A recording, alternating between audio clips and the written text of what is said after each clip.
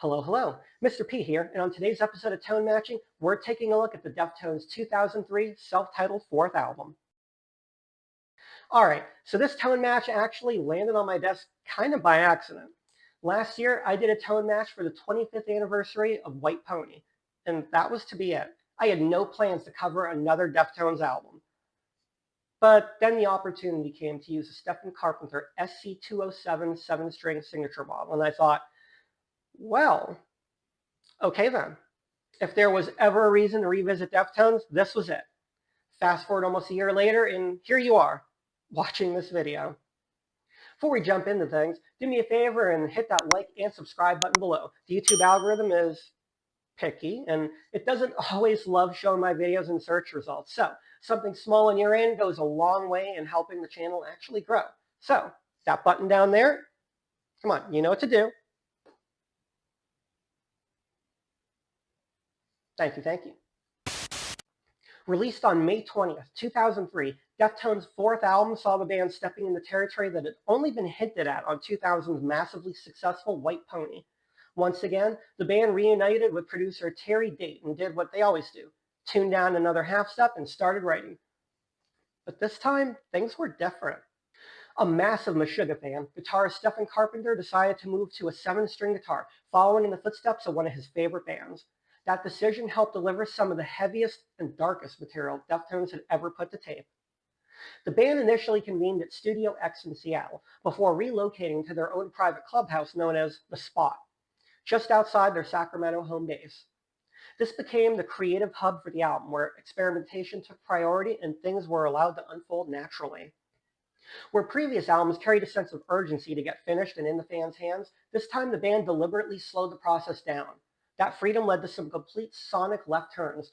Tracks like The Anniversary of an Uninteresting Event and the trip-hop influenced Lucky You would be born out of this.